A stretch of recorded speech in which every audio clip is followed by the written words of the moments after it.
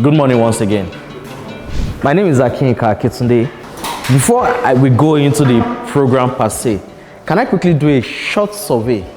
Since we're not that much, at least everybody, I can get to hear everybody's voice. How many of us know about AFEX Commodities Exchange in here? 1, 2, 3, 4, 5, 6. Madam, you've not heard about AFEX before. Was it this introduction that made you hear about AFEX? Okay. May I ask, what do you know about AFEX? Ma? An online platform.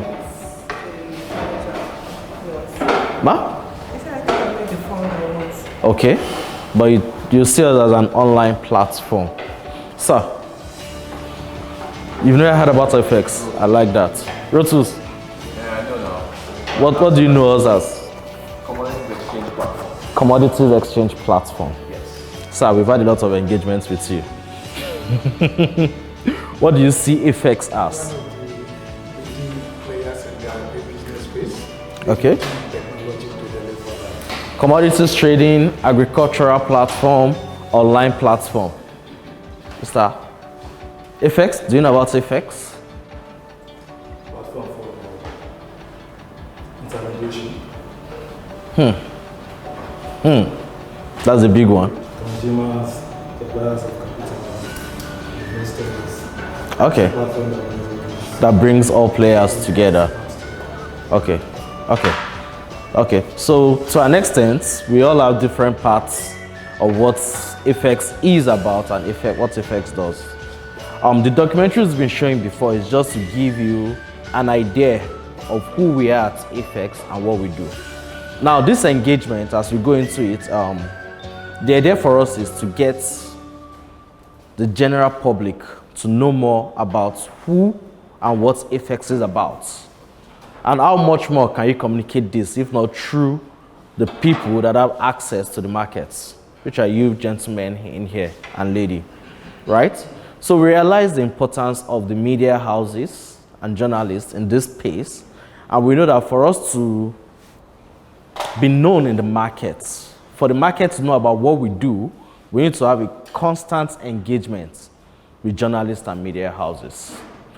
So this program, this is the first of many series of activities that we will be doing, and I'll speak briefly about the overall idea of what we're doing and how all this fits together. I started, my name is Akinka Akitunde. I work with AFEX Commodities Exchange. I run the business development team. I have a colleague, Ayodeji Balogun, which is the founder she mentioned she met earlier. He should have been here, but unfortunately, he had to meet with our board and is currently tied down. Now, to the main reason why we're here. We are pushing a new product into the market. And the reason why we're doing that is because we've identified a gap in the market. And the gap is simple. Education about investing in commodities. How do we educate the markets on how they can invest in commodities? I'm not talking about farming. I'm talking about investments in commodities. And as we go on this engagement series, I would like us to be very, very interactive because communication is key, right? So we need to understand the gaps there, see if we can provide answers, and not just that, we also need feedback on how much we can better push out these educational materials out for the general public, right? AFEX Commodities Exchange started work in 2014 in Nigeria. And when we came to Nigeria then, our thought was, come to Nigeria and set up an online platform where people can buy and trade stored commodities. But we were shocked when we came on board. We discovered that there's a fundamental problem in the markets. Very simple, but very, very fundamental, which is the people producing these commodities. Where are they? Who are they? Number one. Number two, when they produce the commodities, what do they do with it? We all see these American movies in which you see one large expanse of land that they're just you just see one grain, maybe maize or so, that is just covering everywhere and run by one man. You just see one little house there. Beautiful, peaceful. But in Nigeria, what do you see? Do you see such? I don't think so. I've not seen any. The best I can see are grasses, not crops, right? What am I pointing at? Most of the time when we talk about agriculture in Nigeria, we look at it from the lens of developed economies. So we see the United States with an advanced economy in agricultural crop production, and yet you come to Nigeria. Let me give you an interesting statistic. Less than 3% of the American population farm, right? Less than 3%. And this 3% produces enough to an extent to feed the whole of America and also export. Who knows the value for Nigeria? How many farmers do we have in Nigeria? About 30 million. And that's actually a guesstimate. 30 million, which is about 10%, 6% of Nigerian population. Do we have enough to feed ourselves locally? No. Always importing. And the buzz commodity we've been talking about recently that the government has gone gaga about is what? Rice. Right? The narrative out there is very soon we'll be self-sufficient in rice production. But the reality on ground is people still smuggling rice into the country. Right? To a large extent. So what are we talking about? Do we have the capacity? Do we have the potential? Can we get there? Yes. Why? Anytime there's a problem, it gives room for opportunities in the sector. Mechanization adoption rate in Nigeria is very low. Extremely low. We've said we have about 35 million farmers in Nigeria. These farmers still go to farm with hoes and cutlasses, right? How much can you do with a hoe and a cutlass? Very little compared to mechanization. So the question is, why are farmers not using tractors? Why are they not using these sophisticated equipment and co? Now there's a place where cost-benefit analysis comes into play. How much does it cost them to get this tractor to use? How much will it cost them? I mean, I can't even, it's high. It doesn't make sense for them to use it, and they won't even use it. The land they cultivate is very small. They will now go and hire a huge tractor to do that. At what cost? It doesn't make sense to them. So they are underutilized. There's a statistic that fly around, I'm not sure of the exact one, but they said about 70% or 40% of Nigeria's arable lands remain uncultivated, right? All this speaks to gaps in the market that has potential to be filled, right? That is the first problem that we've identified in Nigeria. How can we increase the productivity of smallholder farmers in Nigeria? What is the end goal for Nigeria and ultimately Africa to be able to feed itself? That's the end objective. Everywhere you go to now, every global forum, every global engagement, the buzzword there is Africa, Africa. Africa will feed the world by 2050. Africa is the go-to destination. You already see China in Nigerian markets everywhere because Nigeria is the next place that will drive global economy. But what are we doing ourselves to position ourselves for this reality? What are the things we are putting in place? The potentials are there, no doubt. But all these things are things that we need to put in place to ensure that we can leverage on the capacity, on the gaps in the market to reach where we need to reach. So when we started in 2014, what we did was we engaged with the Federal Ministry of Agriculture and Rural Development, the Strategic Grains Reserves Department, and we partnered with them. And our strategy is simple. We're interested in commodities. We're not farmers.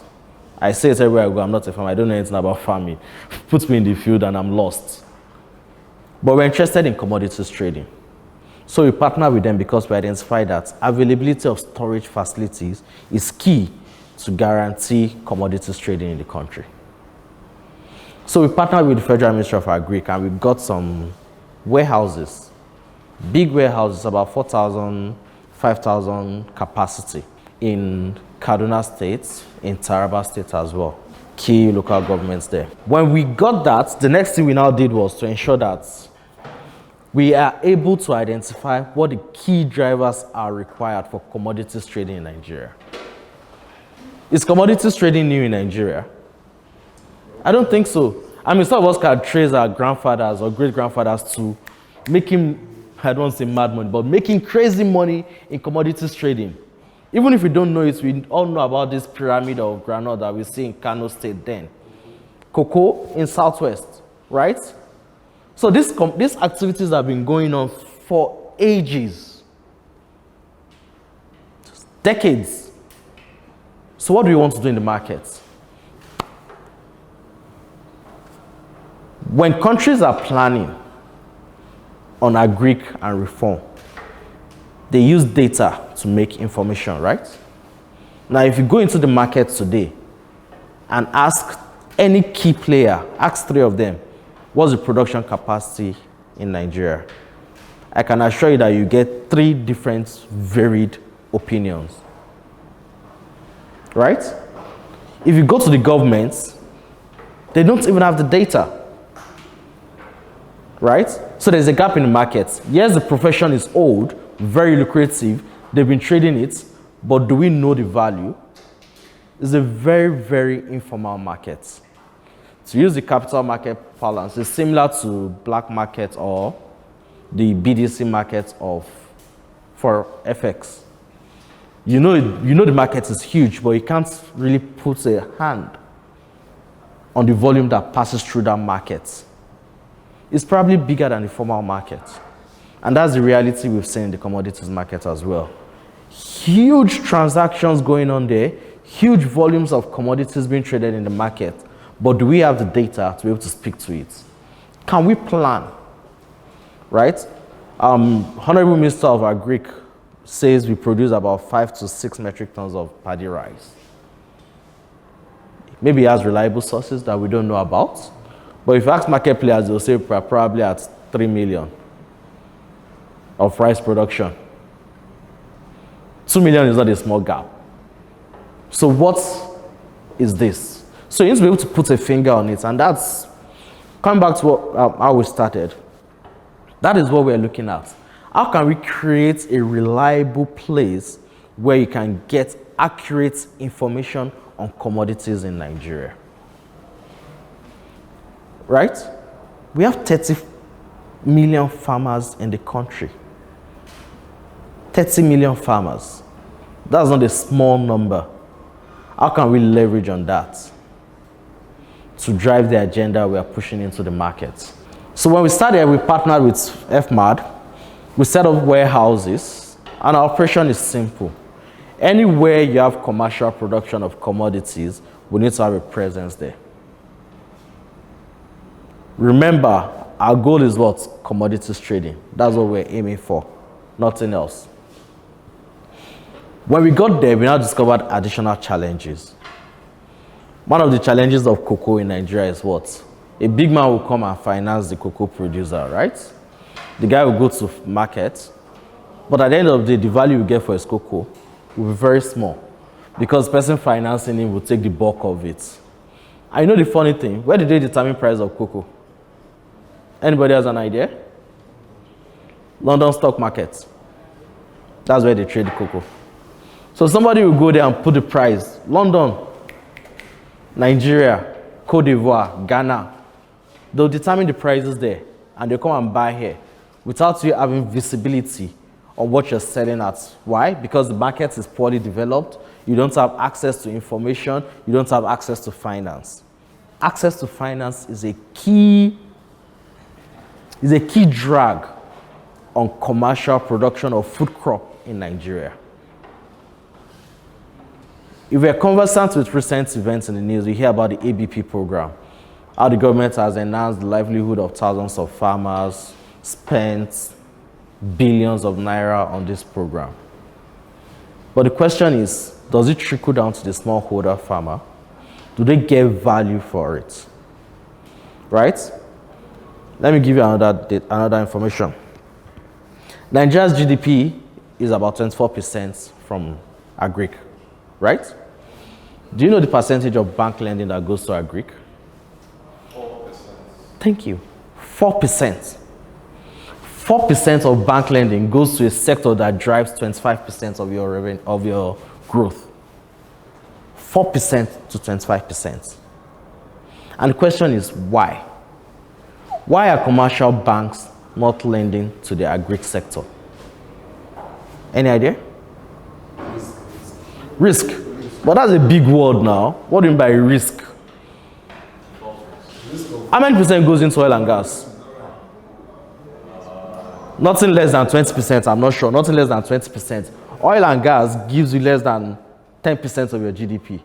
What's the risk in oil and gas? What happened in 2014, 2015? All the bad assets on the bank's book, what happened to it? So what do you mean by risk? Sir? There are better dimensions in the oil industry. What? Most formal players in the agri sector.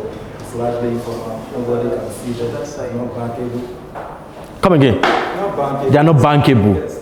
Nobody can see them. Can't see their transactions. So it's not really that the industry is risky, but because we don't know who is in the market, right? So who's producing this maize that we're talking about? Who's producing this soybean that we're talking about? Who's producing these commodities that we're talking about that I want to trade? Who is he? Who's the farmer in the market? Who is Abubakar Issa? We don't know him. We can't even trace him. No BVN. Why doesn't it have a BVN? Go to his location. There's no telecommunication device there.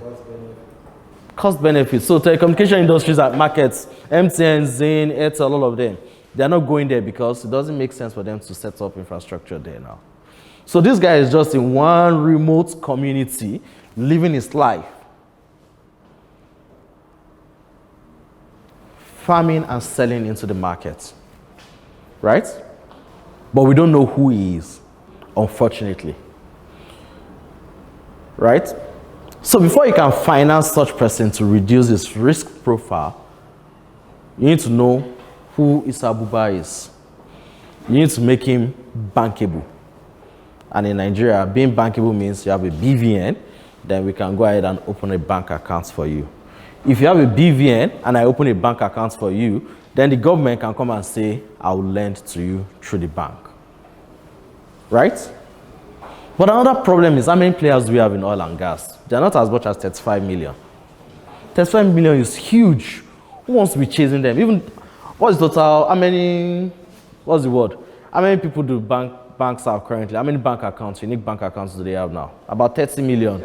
So about saying more of them are out there than those that are currently in. How do we engage them? So there needs to be a central point where you can say, I want information on all farmers in Nigeria. Where do I go to? Or rather, bank accounts of anybody that is a farmer in Nigeria. Where do we go to? Where can we get it? Right? All those structures, it's easy to blame it on the government. If you go to South Africa, our neighbor down here in Africa, they are very organized. Financing of farming activities is very simple. They have lots of big farmers there, and they have a market where they determine price of all these commodities. Access to finance is there for them. Why? Because they have a sound infrastructure. Yes, we have infrastructural gaps in Nigeria, but are there things we can put in place to fix it, right? In developed countries, anybody that farms, once you go to the farm and you harvest with your truck, the next place you take it to is where? The silo, the warehouses for storage. In Nigeria, our farmers, when they farm, where do they take it to? Under their bed. No, it doesn't go to my 12 yet. Under their bed. There is a cycle that works with this smallholder farmer. This Issa Abuba that we're talking about, that is unbankable. that we don't know about. He doesn't have any financial account. He doesn't have BVN. He doesn't have any telecommunications record. This guy farms a size like a football field every year, right? He uses his money. Once he farms, he takes some of it, keeps under his bed, so that next year he can go to market for it. Now, the little he will sell, he will look for somebody that will buy. That's what he used to send his kids to school, take care of his family. Maybe he has a couple of bags extra. He can say he will capable to get another wife and continue growing his family. But that's the cycle he operates in, right? Now, this is a typical farmer that we have. What can we do to bring more transparency into the sector and make it less opaque, more visible? How can we know Isa Buba? And that is one of the things we identified at AFEX and said, okay, these are the things we need to do, right? And the core of what we are doing at AFEX is what we call access and retention. How do I engage the smallholder farmer? How do I engage an Isa Buba? When I engage him, how do I ensure that I can continuously make contact with him, right? So it's not a one-off engagement. It's not, I met him today, tomorrow I won't see him again. You don't see the person again. And what has that done to us? There's a location we engaged with in 2015, right? And when we got there, we wanted to give them input loan. I'll come to that later, which is a form of financing. And they told us clearly that if they take this, or when they take this, is their share of the national cake. Free money. That's their mentality. Anytime any government entity comes to that location to give loans or to help them in terms of subsidy, they see it as a share of the national cake. That means you give them loan, which speaks to risk. You give them loan, they don't have intention of paying back. Where does that leave us? Is that somebody that you will deem bankable? Definitely not. A bank, even if the bank knows that you may not pay, they won't like your attitude if your attitude is my share of the national cake. Right? All these dynamics exist in the markets, but it also speaks to the potential available in the markets. Right? So our core operation is access and retention. Now, how do we engage the smallholder farmer? Remember when I started, I say we go to where they produce commodities commercially. Now, when we go there, what we do is we set up an outreach team. And what this outreach team does is simple. Engage with smallholder farmers and get their records, their biodata. Right? Once you've done that, the next thing is, how can we make you bankable? Thank God our government agencies are waking up now. So NIBS has what they call offline BVN registration device. So you can go to where there's no telecommunication services and get these farmers on board. So we have those two in place. Gradually, we are making the farmer to be bankable. Right? Once the farmer is bankable, the next step is, how do we unlock finance into this sector? And the easy win is, if I give the bank the farmer name and his bank account and his BVN, they can't say his risk profile is high again now. At least it has reduced a bit. So that's one step closer to unlocking finance for the smallholder farmers. Are we together? That is a key part of this activity. And we need to be clear on what the impact of this overall into the economy. If you want to go to a bank to get a loan, how much will you get the loan? 20-something. 20-something. But the CBN has a fantastic program, Anchor Borrow, and they say the interest rate is what? 9%. So look at this scenario. The farmer can go to farm and get to market and get 22%, or if it's bankable and he keys into the government's program, he can get it at 9%. Assuming he gets it at 9%, what's the impact of that? If he gets it at 9%, in a simple way, he can do 2 times of what he could have done before, at least, right? So a farmer that produces this kind of field before and is getting loan at 22% prior to then, now it can get at 9%, so it can increase, it can easily double its production area. What's the impact of him doubling his production area? Assuming all these are available for smallholder farmers, the rice production that we say is at 3 million now would easily double to 6 million, right? Because there's a clear source of funds movement, right? The user of the fund is getting it at a cheap, bankable rate, and it can produce more. Why are we saying all this? For Nigeria to be bankable, to be commercially viable in terms of crop production in the next couple of years, access to finance needs to be put in place. And there are no two ways about it. You have to be able to finance the farmers at single digits.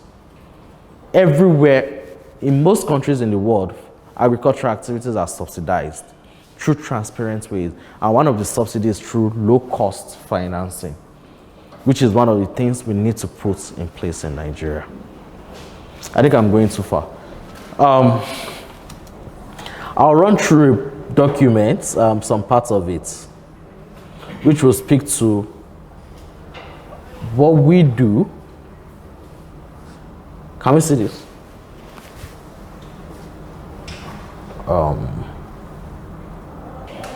This is what drives our operations as AFEX Commodities Exchange. To create a market infrastructure, right, that will promote transparent, data-driven, tech-enabled agricultural ecosystem. That is the pillar that drives our operations. Everything we do is hinged on this. An ecosystem that is functional. An ecosystem that is end-to-end, all-encompassing, with transparency embedded on it that drives value to all stakeholders. Lower cost to consumers means better life, higher standard of living for all players. Right? Being able to identify this from the source is what will drive value across for all players. Now, I want you to note these key items: finance, inclusive agriculture, and technology. Finance, inclusive agriculture, and technology. Key drivers that drives our operations. Now, I mentioned earlier about access and retention. How do you identify the smallholder farmer? How do you engage with him? How do you know him? How do you drive value to him? That's one of our core guiding principles. So anytime I'm engaging with people, I always say that we value farmer relationship, not because we are farmers. We don't have any intention of going into farmer, but we have a strong guiding principle to ensure that the value smallholder farmers get for their activities is constantly increased. Constantly.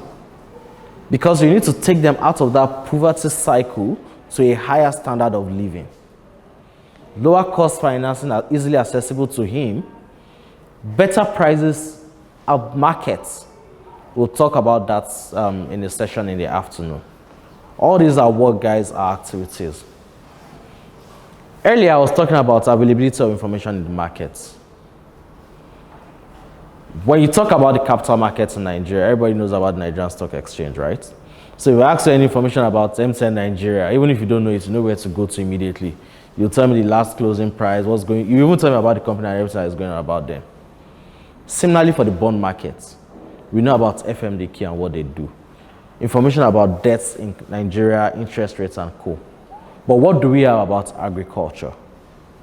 Virtually little or no centralized information database.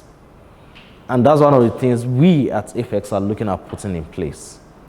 How do we have a single central information portal on activities in the agricultural space in Nigeria?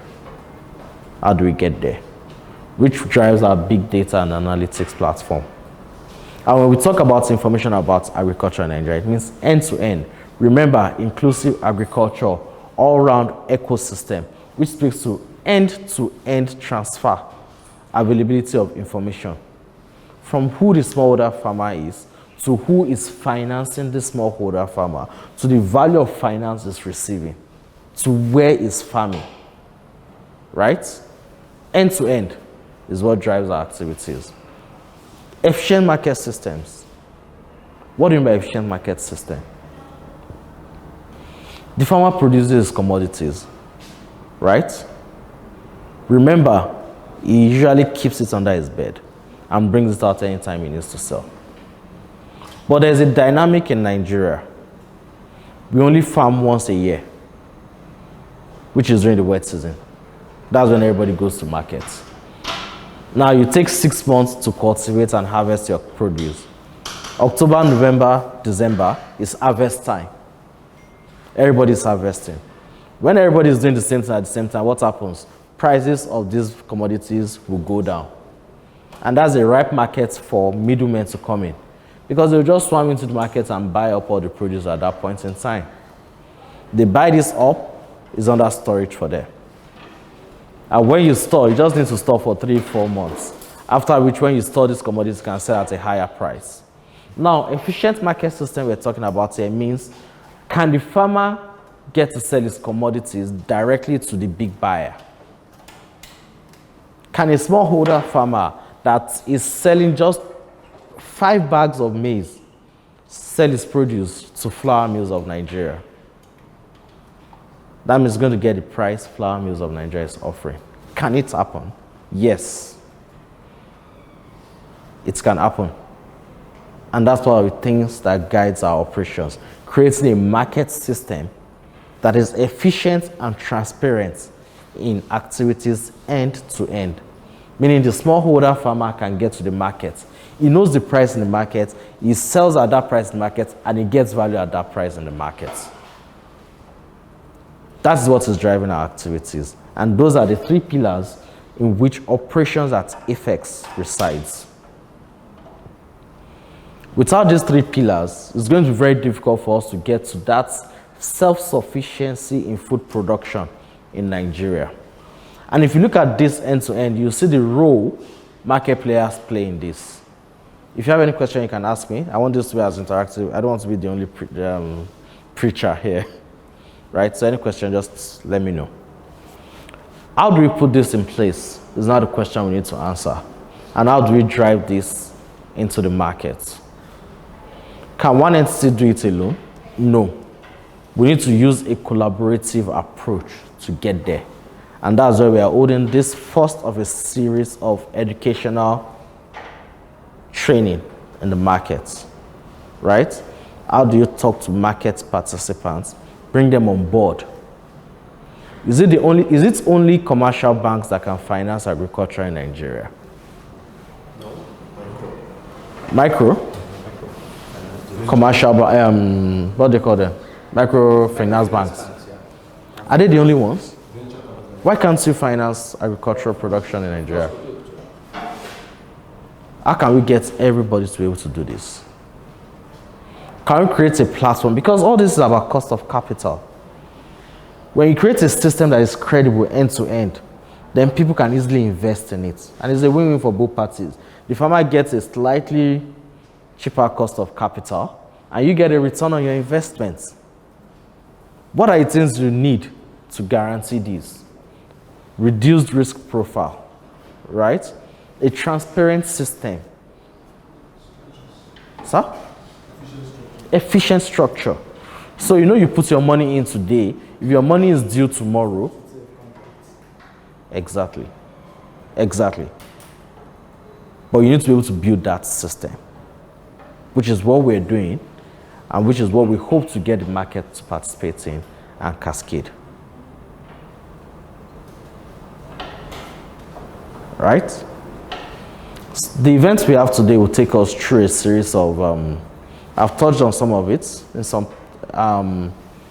During the course of the day, we'll talk about how do you get market prices, which is a key function of market dynamics, accessibility of market prices and information about transactions in the markets. How is production in the market done? Where do you produce it? Who consumes it? How does it work? Basically, the market dynamics and how it works end to end. Then we will now talk about the role of capital markets in this. We tag the trading stories because at the end of the day, the key role market players will play in this market is being able to trade on a platform that is transparent. And when they trade on an efficient market, indirectly, there's value added to the smallholder farmer because he gets to sell at an optimal price. And if he gets to sell at an optimal price, he gets value for his produce and he can go to market to do more. All these are intertwined, and I hope as we go on through the day, you'll be able to work with us to achieving this. We hope to get your feedback.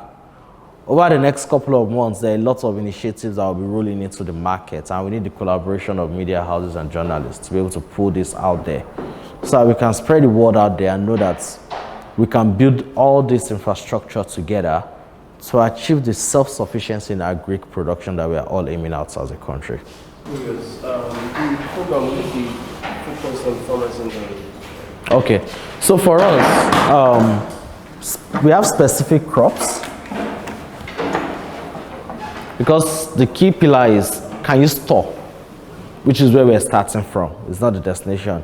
So for us, our landing point is, where do we start from is dry grains that you can store for a minimum of 6 to 8 months.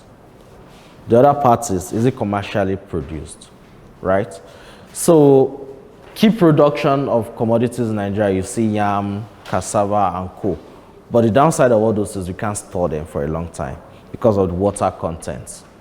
So we don't deal on those yet. By the time we get to an efficient system that is end-to-end, then you know that once you harvest yam today, you can get it to the processor immediately. Then we can talk about that. Now, in terms of geographical location, most of the commercially produced commodities are in northern Nigeria. So our focus crops are corn, maize, soybean, sorghum, millets, paddy rice, sesame, ginger, any product that you can dry, store in a warehouse for a period of time. Cocoa too, in Southwest, majorly. Yeah. Any other question? Now, this engagement goes around agriculture, because when you're talking commodities, commodities involved with lots of other things other than agriculture. Like what? Okay, so commodity is not just agri. Yes, yes. All those stuff. This is a starting point for us as well. So that's what I just want. Yes, so agriculture is where we see a ready win, and which is also gaining interest from a lot of market participants now.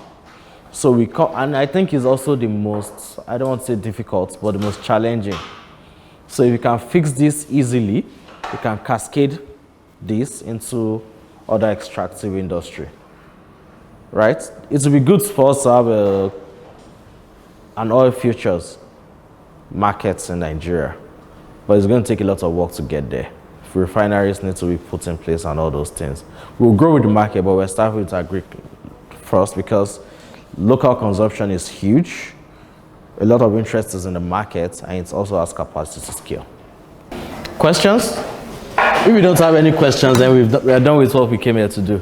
That means we understand the market very well.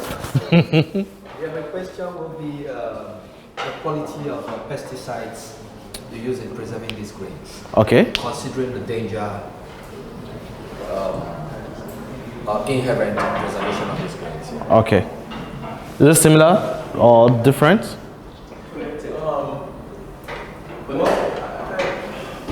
Okay. Oh, it's different. Okay. Yeah, a little connected to his question. So my question would be, for the farmers you work with, is it from the production phase, that means you control the inputs, or they're just farmers that come to an open marketplace and you trade with? Okay, so the connection here is now the quality of the final grains that will be consumed. Yeah.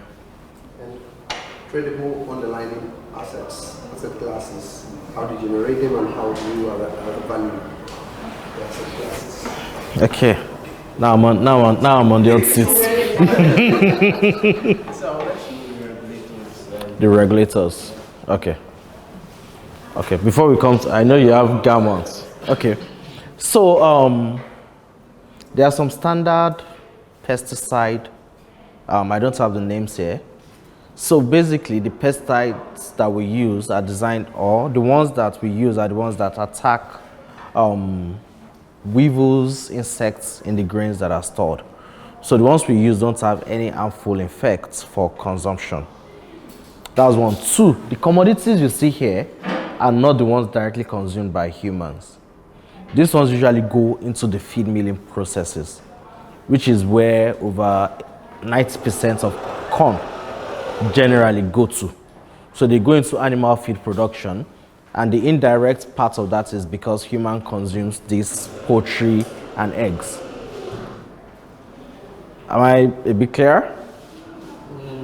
I understand you, but I think you should consider safety for So yeah, that's what I'm saying. So that's the indirect part to human consumption.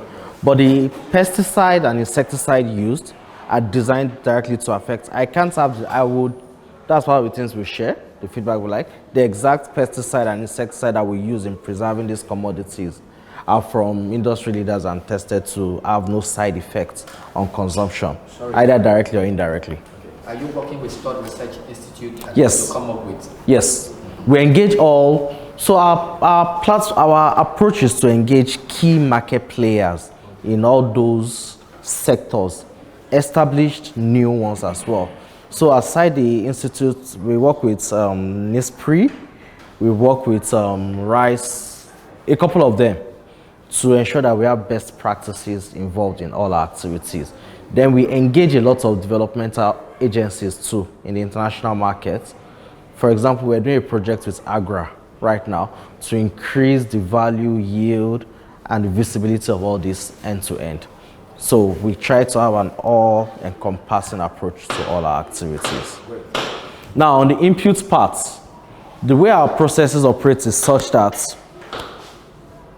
remember when we started this program, we said we are concerned about commodities. But a key part of what we also do is to ensure that the livelihood of the smallholder farmers are greatly increased. Now, on the input side, by input we mean what does the farmer take to farm? When it's the farming season, the farmer will need, at the basic, land, he will need seeds for production, and he will need fertilizer, right? These are the three key issues, requirement the farmers, in terms of can they have access to quality fertilizer and quality seeds. Now, where did this come from? In Nigeria, we don't produce fertilizer. Most of what we do is we blend fertilizer, meaning we import the raw materials for the fertilizer and come and mix them in Nigeria. Now, most plants that does this are located in the southwestern part of the country, closer to the ports. Imagine, most of these farmers are concentrated in northern parts of the country, right? So that means the produce needs to move from the ports down south, up north. Now, the distribution structure of the input provider is such that they have wholesale and retail distributors across. Across that point, there's usually a high potential or possibility of the inputs being diluted, right? So you see a retailer that will just buy some parts, but because he wants to sell to more people, he will end up mixing it with other chemicals and will give it to the farmer. So most farmers don't get access to quality, except they are big farmers and they have access directly to the producers. Now, one of the videos we'll show you later is one of the ones in which we interviewed most of our collaborators. So in 2016, 2017, we did a project with OCP Africa. OCP Africa is one of the largest producers of fertilizer in the world. And they came to Nigeria and we partnered with them. And basically is ensure that quality fertilizer comes directly to smallholder farmers. Unadulterated, quality straight from the plant. And that is the core of our input activities. How do we get quality input to the smallholder farmers? Now you might say, won't it be more expensive for the smallholder farmer to buy? Won't it be more cumbersome for him to get?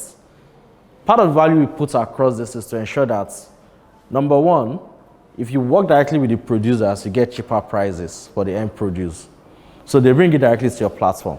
The second part is you bring financing on board. Remember, earlier we identified that one of the greatest issues we have is cheap financing. We've not gotten to where we get to cheap financing, but one of the key partners we work with mostly is a microfinance institution, Lapo Microfinance. And basically what they do is the farmer can access this input on a loan basis. So that means he doesn't have to front load the cost of buying these quality inputs to go to farm. And the design is you go to farm with quality inputs, definitely you have higher returns when you're harvesting your commodities.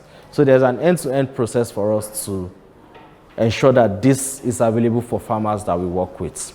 Now, the question you asked that who is our regulator? Now, AFEX is a commodities exchange, meaning we are regulated with the Securities and Exchange Commission primarily. Most of our activities are not yet where the exchange will oversee it because it's still in the primary markets. But over the past couple of months, we've been designing some products that are capital markets facing, meaning products that people can invest in and get returns based on market dynamics. And one of those key products is what we call the input financing product, right? Can we get market players to come on board and finance inputs that goes to the smallholder farmers over a 6 to 9 months period? We are still doing a lot of heavy piloting to ensure the visibility of this end to end. Then it's going to be open to the market based on the launch of our platform as well. So that answers your question on who our regulator is, then some of the products we work with. Now, other products that we push into the market, because when you deal in commodities, there are a whole lot of products that you can build out that can speak to the market. One of this is warehouse receipt system. Basically, can you unlock finance with commodities you sit on? And what you need for that is credible storage, accessibility to the warehouse receipts, and being able to go to a bank.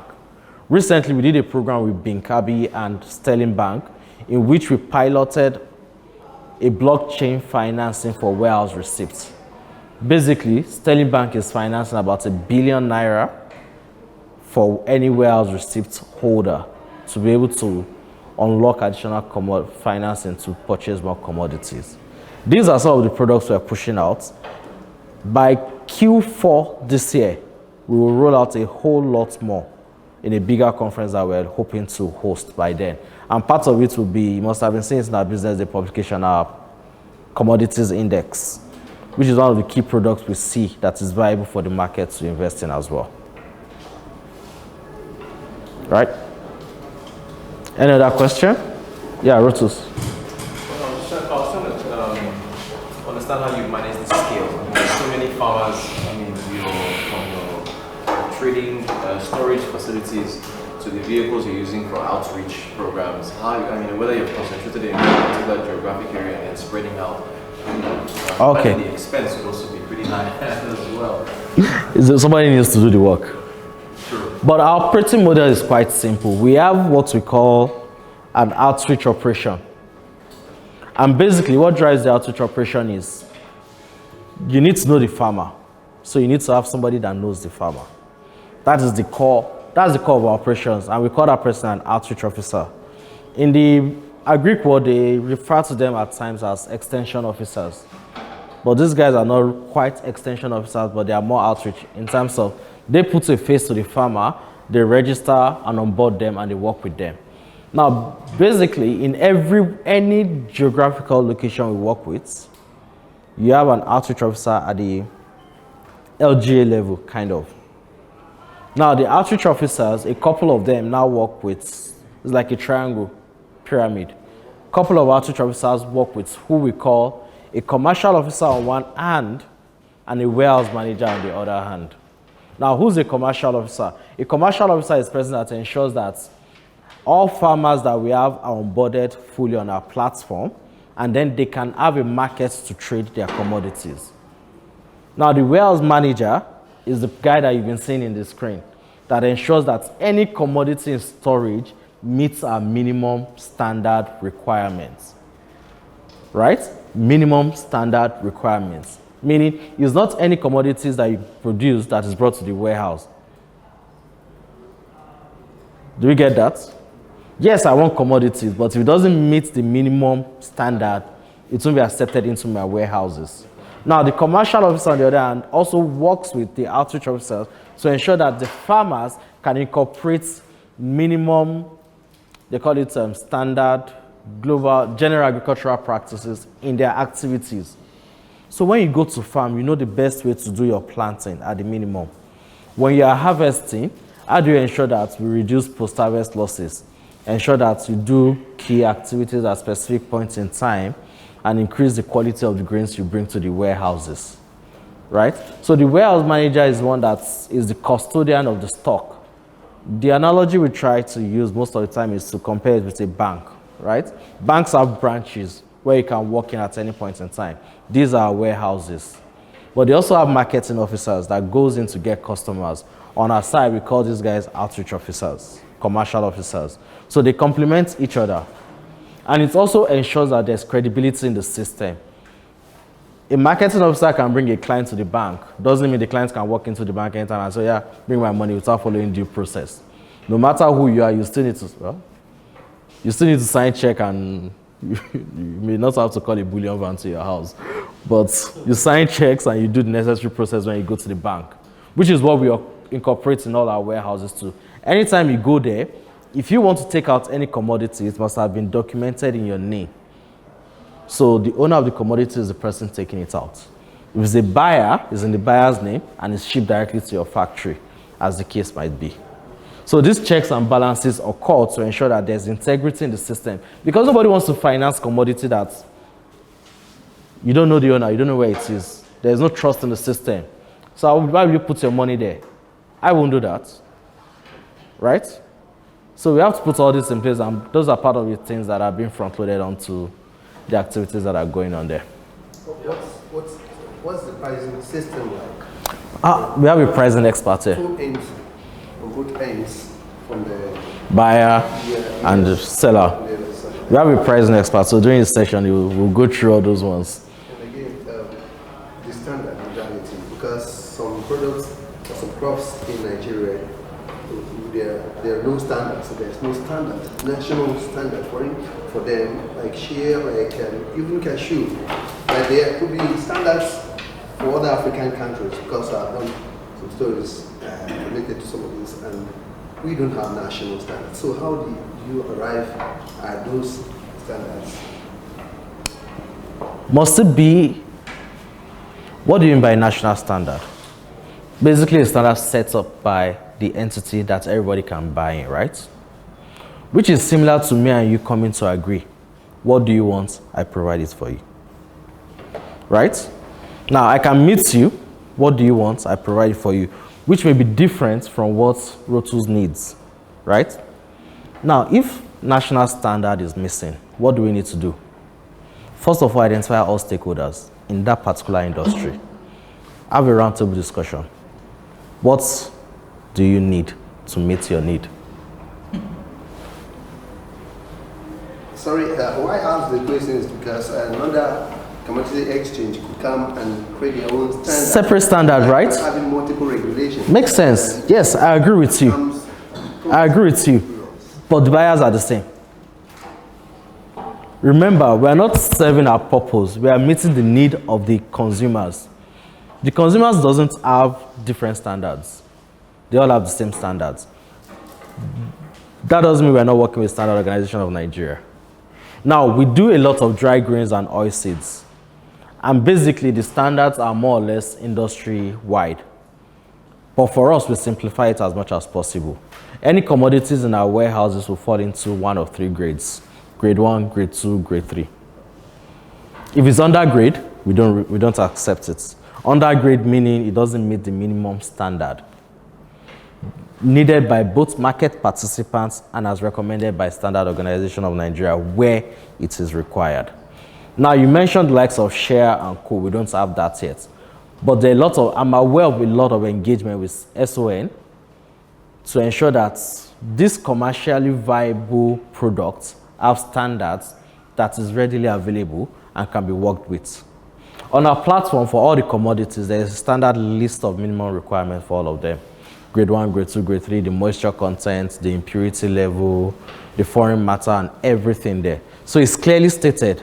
There's a product document that speaks to all this for all the products we have currently.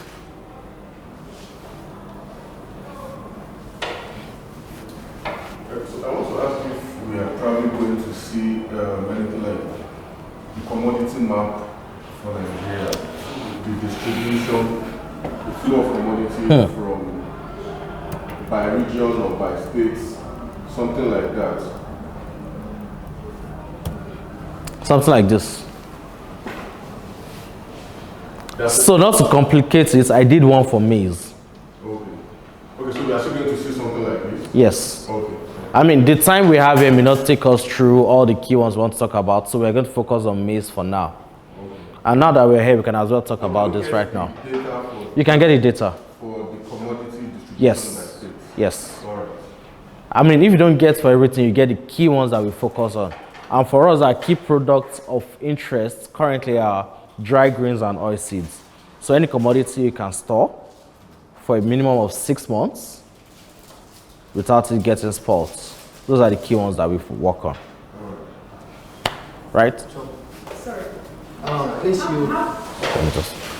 How do you mobilize the farmers that you deal with? Is it on individual basis or in clusters?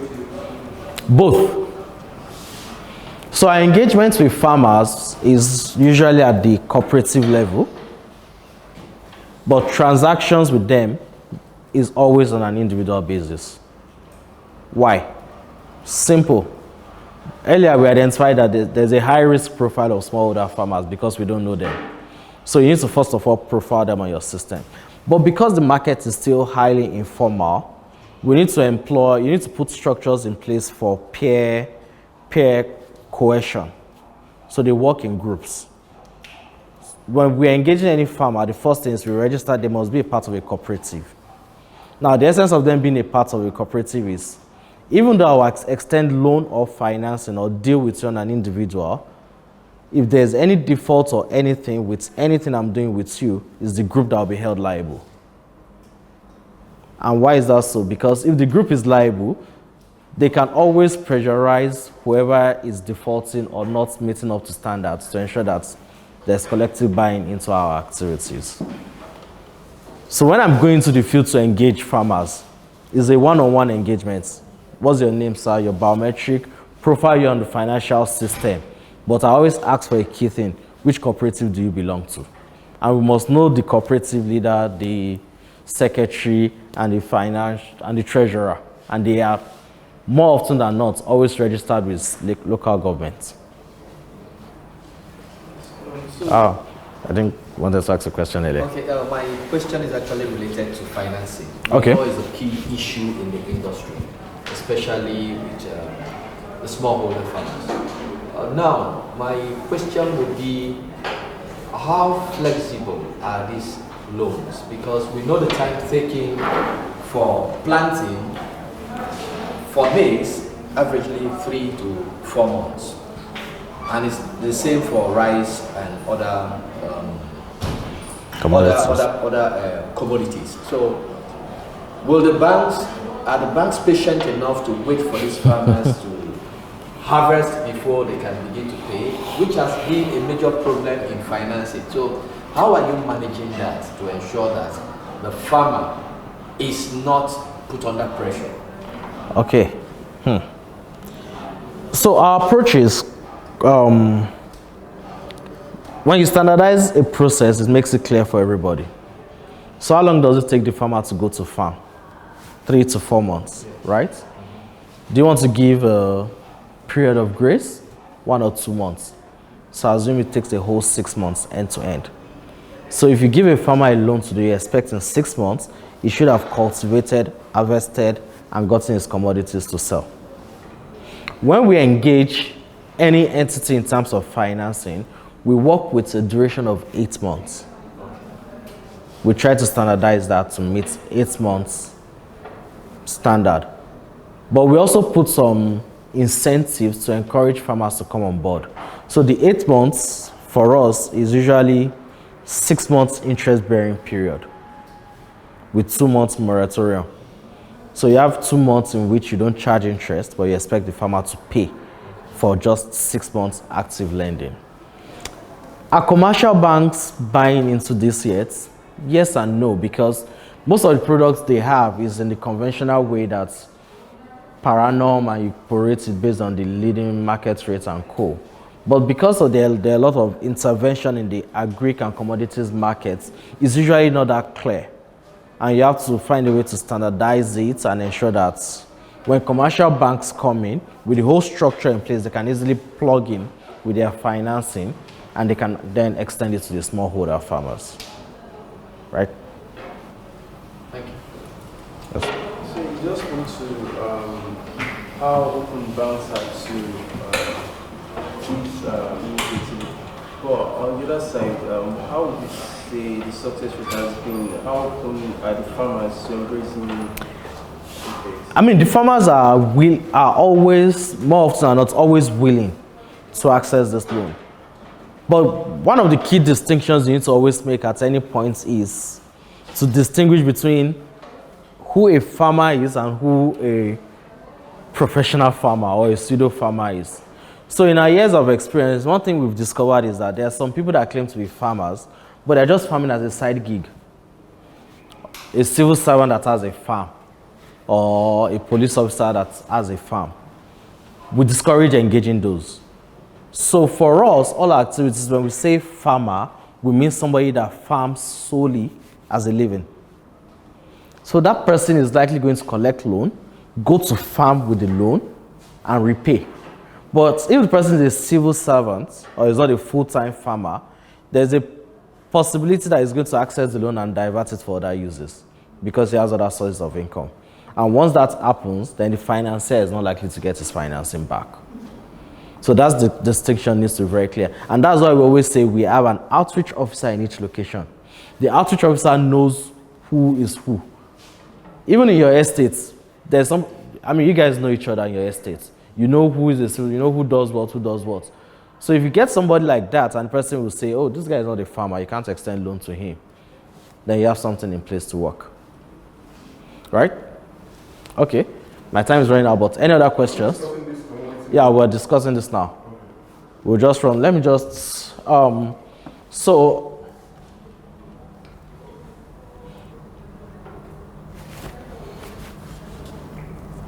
in a nutshell, I'll just quickly run through what I have here, which is giving an overview of the focus commodities that we work with. Now, for us, we have 3 focus commodities. Maize. I try to put a perspective in terms of what it looks like when it's planted, when you harvest it, then the commodities that we eventually get to our warehouses, right? We'll be looking at maize, we'll look at paddy rice, and then we'll look at soybean. Why focus on these 3? Number 1, these are the very liquid commodities in the markets, meaning production is huge for them globally and locally. They are dry grains, that means you can store them for a period of minimum of 6 months, some up to even 2 years without it getting spoiled. You can condition where they are stored and how they are stored. Then they have a lot of appeal in terms of consumption as well. But that doesn't mean we are limited to this. When we talk about the price reports, we'll see a full range of all the commodities we deal with. Now, a quick overview of global production. Anybody have any idea of the leading producers of maize in the world? And US, yes, 34%, and I guess that's where China is. Yes, 20% of global total production. Yeah.